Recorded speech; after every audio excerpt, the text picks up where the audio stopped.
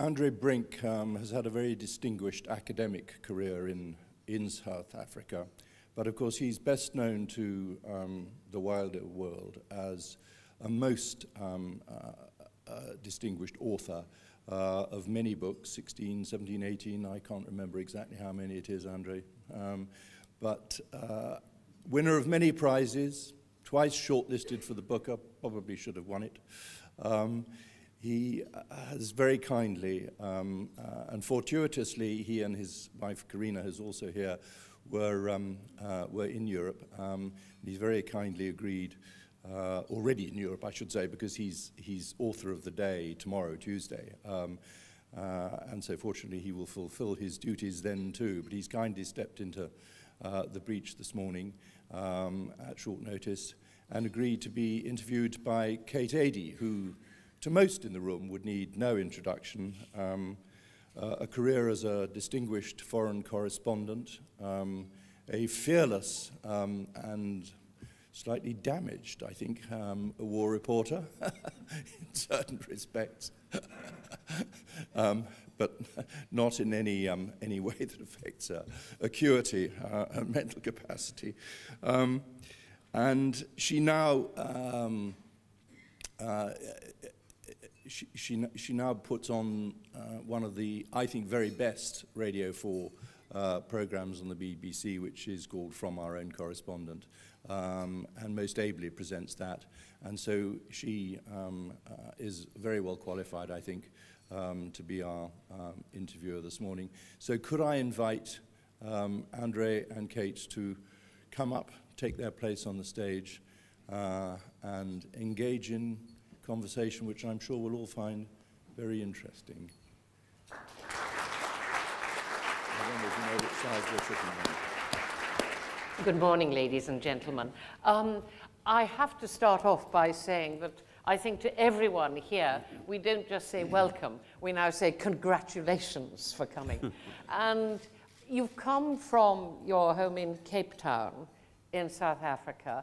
I'd like to begin by saying, do you come as a literary ambassador for your country or as someone is of a country? I think the latter is closer to the truth, apart from our having a very able ambassador here anyway. Writers are notoriously solitary people. So I think it would be presumptuous to try and give the impression that I am actually representing anybody. Inasmuch as I could hope or wish to represent anybody, it would simply be a certain dimension of existence, and that is the thinking, writing population of South Africa, and the reading one. So in that sense, perhaps willy-nilly, I find myself in a representative role, but I would not presume to call myself that. I wondered whether you changed your views when you come from and are abroad, because you are writing very much of your experiences within a unique situation, certainly some 20, 30 years ago. And are you and have you written for an audience which knows about that, or for people much further away who may be unfamiliar with the whole history of apartheid and South Africa's extraordinary history of the last 30, 40 years? I think I find myself in a rather peculiar situation in that I started my writing career as a writer in the Afrikaans language. That is my home language. And I thought of myself only and exclusively as an Afrikaans writer until suddenly I was banned. And that was initially a totally almost catastrophic situation to me, because a writer without a reader does not exist.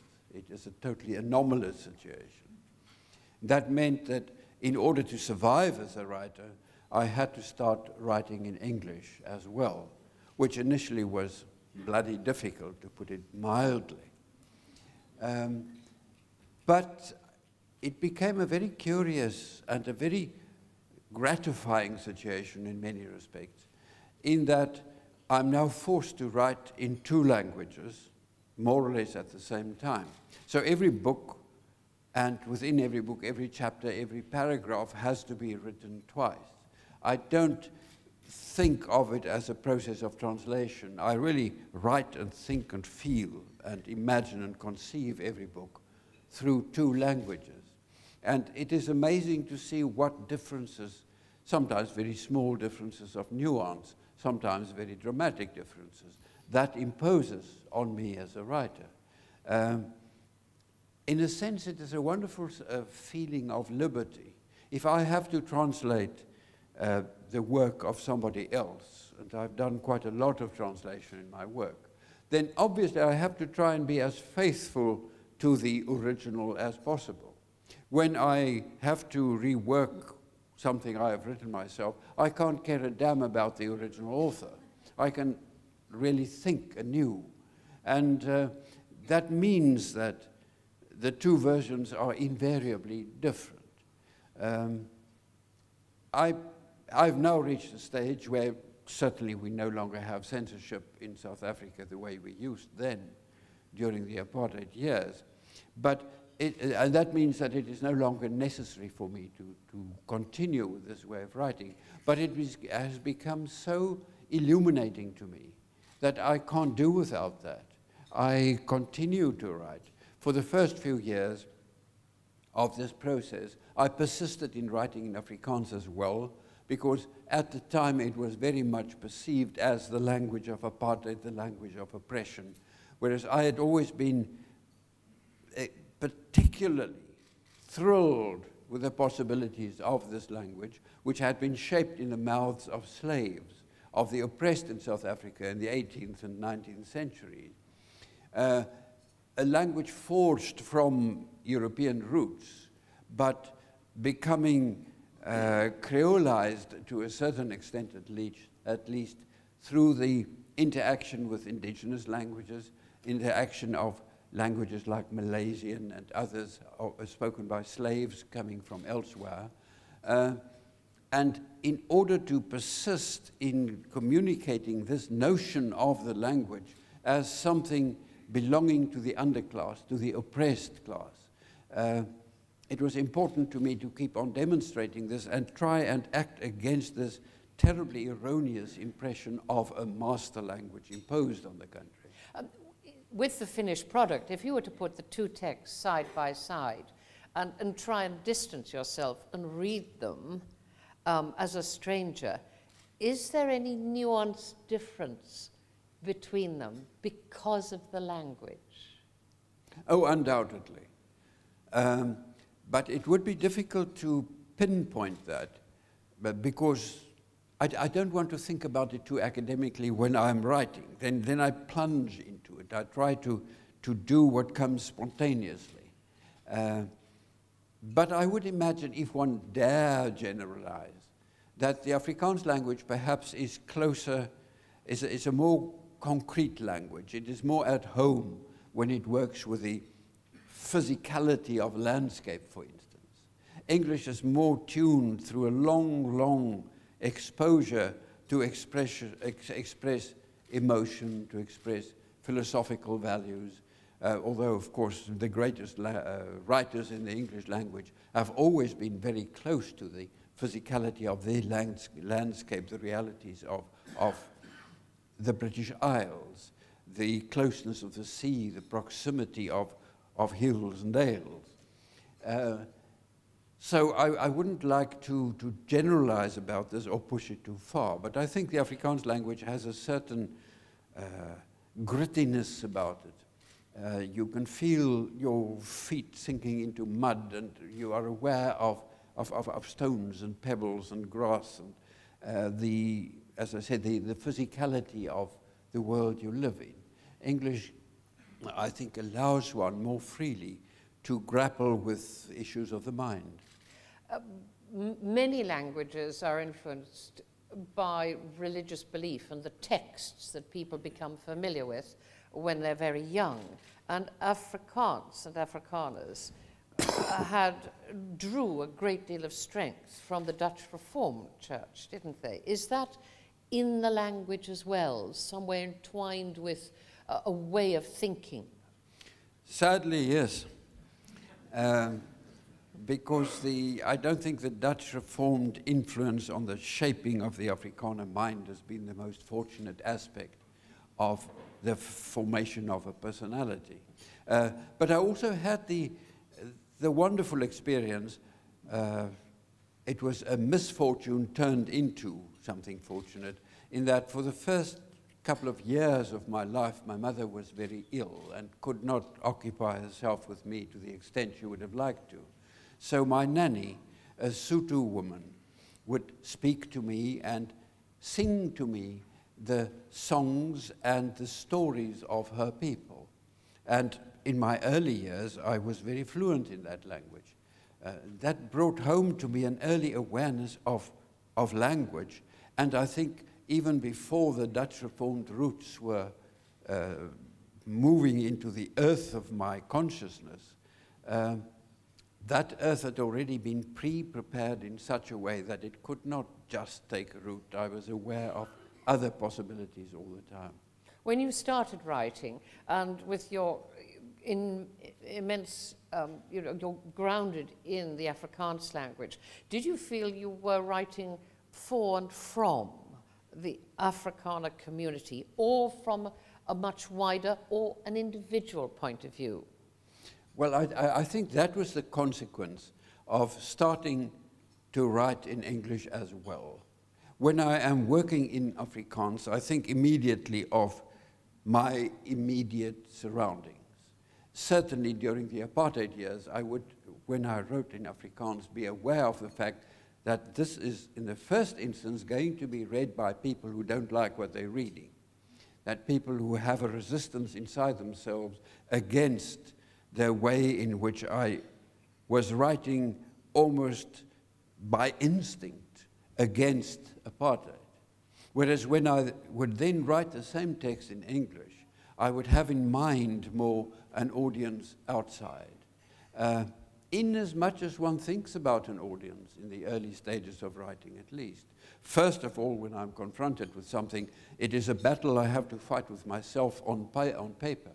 It's only when I start working and reworking and rethinking and revising a text that I have to start thinking about questions like, how will a possible reader react to this? Would I be able to bring to put across what I really have in mind, which is something every writer, of course, battles with to a larger or lesser extent. But then I have to start thinking, well, if I'm writing in English, I have perhaps to do something more of an interpretation job as far as my country is concerned, to try and explain things which this writer, this audience, may not immediately, intuitively grasp. I can take a lot for granted when I write for an Afrikaans audience, for better or for worse. But it demands a different kind of approach when I write in English, and that becomes fascinating. It becomes a game that keeps writing an adventure. And I think the day the sense of adventure disappears from my life is the day I'll stop writing. Writing's more than an adventure when you find yourself within a political situation where there is huge violence occurring in your country. Writing itself is not a violent act, but it can bring the threat of it. Did you ever write with a sense of fear? Oh, very often.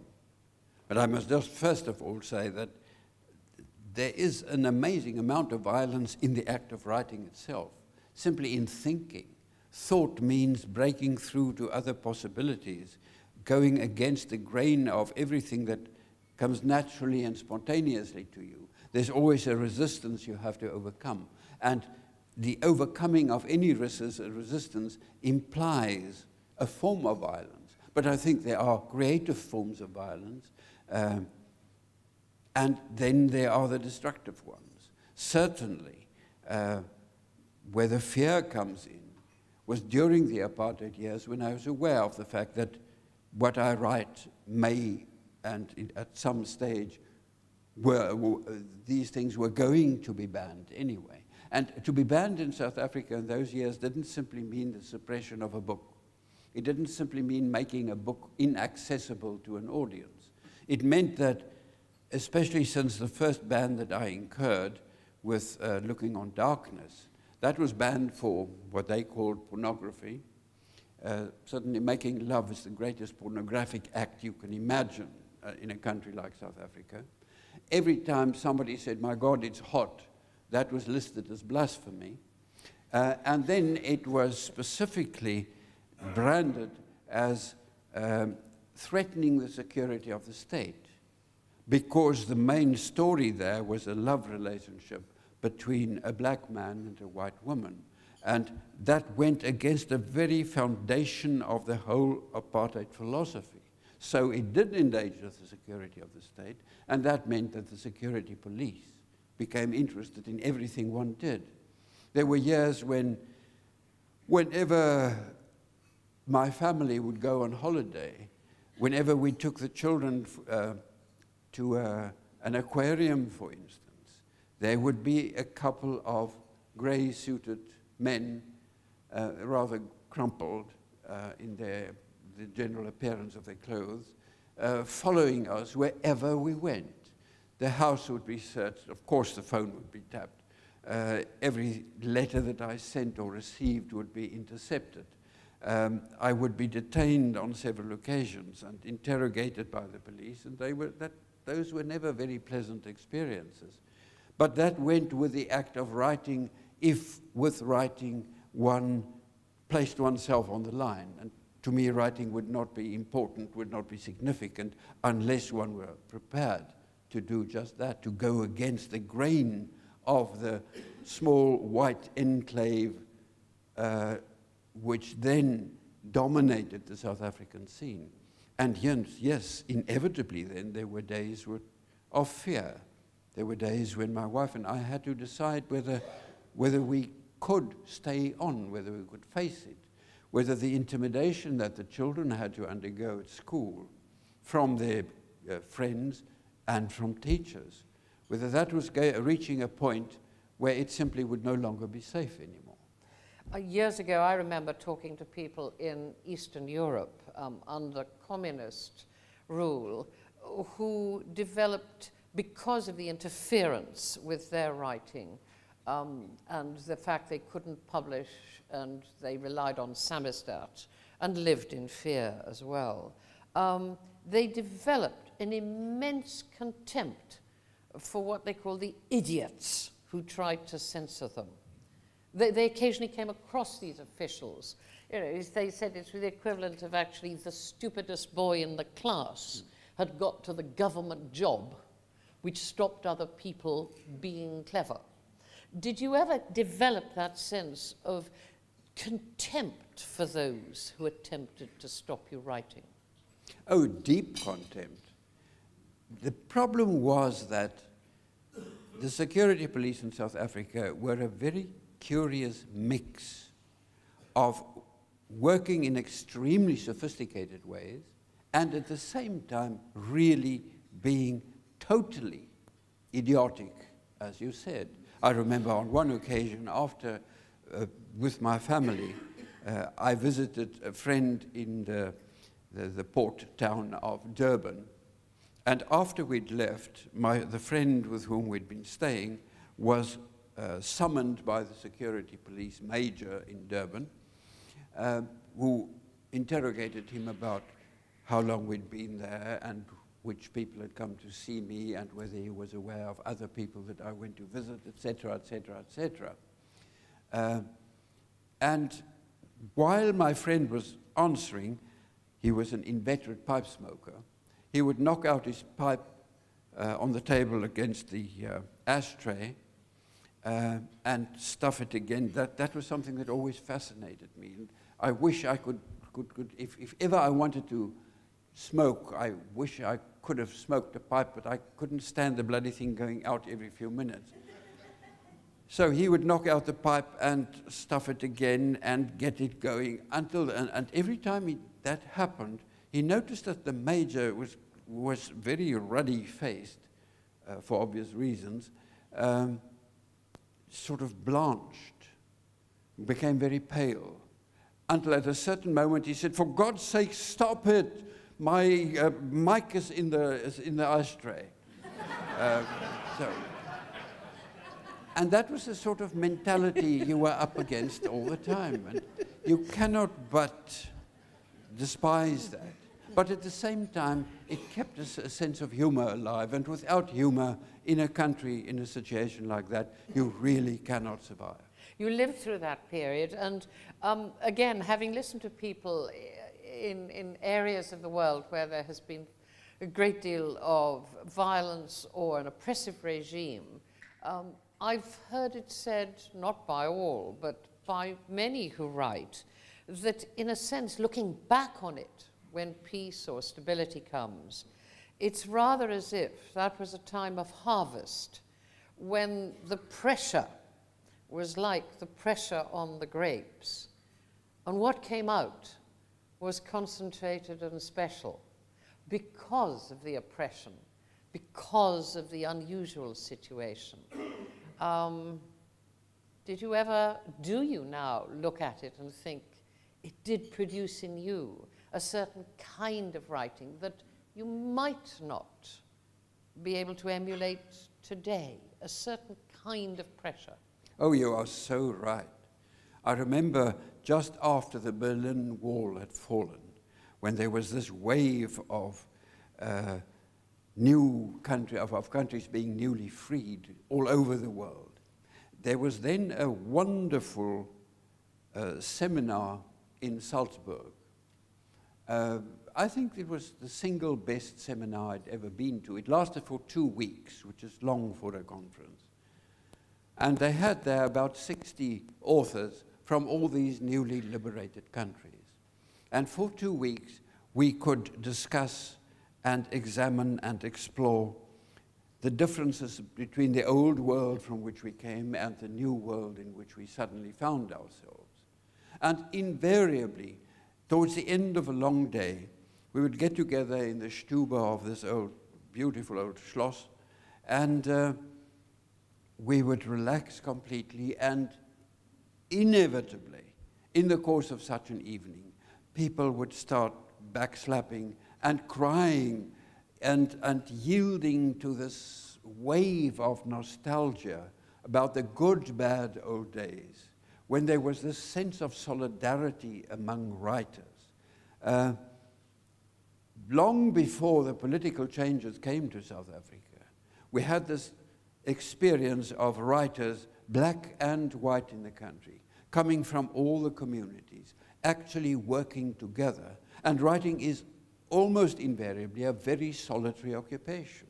But there, because we all faced the same threats, the same dangers, there was a bond, a closeness, a brotherhood and sisterhood among all writers and among all creative individuals in the country. You found that in music, you found it in dance, you found it in the theater. Obviously, these are experiences of working together.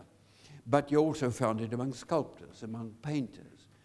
And there was this closeness, knowing that we were involved in something that was larger than ourselves, something that must be important, otherwise that government would not be so interested in every little thing we were doing all the time. And this sense of being watched by a big brother, a whole brotherhood of brothers, all the time, throughout our waking and sleeping hours. This created this electricity in the air, a vibrancy which just made it so worthwhile that now that we're living in a society approaching normality, we're not there yet, thank God. Of course, normality can be the greatest threat to the writer, I think, to any artist. But we are moving in that direction, but that level of electricity has started subsiding. But there is still much to say? Oh, I think that is why I'm so thrilled to be at the book fair here, because whatever else may be going wrong in South Africa, and like all societies, we have a lot that is going wrong, and I'm sure our ambassador will thoroughly agree with that. Whatever may be going wrong, in the arts, in the field of creativity, it is such an incredible situation in which to find ourselves. There's a whole explosion. One shouldn't talk about explosions and eruptions in these days, but in a way, I think South African writers are covering the world with the glittering ashes of our creativity.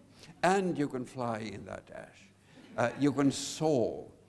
It is an absolutely exhilarating experience to see young writers. And for several years at the University of Cape Town, and I had the special pleasure of working with young budding writers, black and white, men and women, and see the new work that they wrote with this sense of a throbbing life inside it, and it is beginning to find its way into print.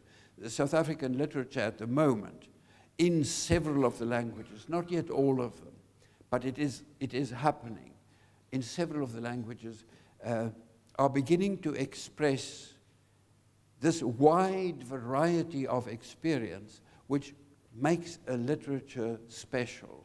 And after the dour years of apartheid, when we resisted, and thank God I don't think we ever succumbed, but when one was driven in a particular direction, one felt obliged to write about certain issues at the exclusion of others. Now suddenly there's the sense that the whole world is at our disposal, within our reach as writers. Through the word we can capture and go in search of the exploration of old and new experiences. And that is one of the greatest adventures I've ever had the privilege of being part of.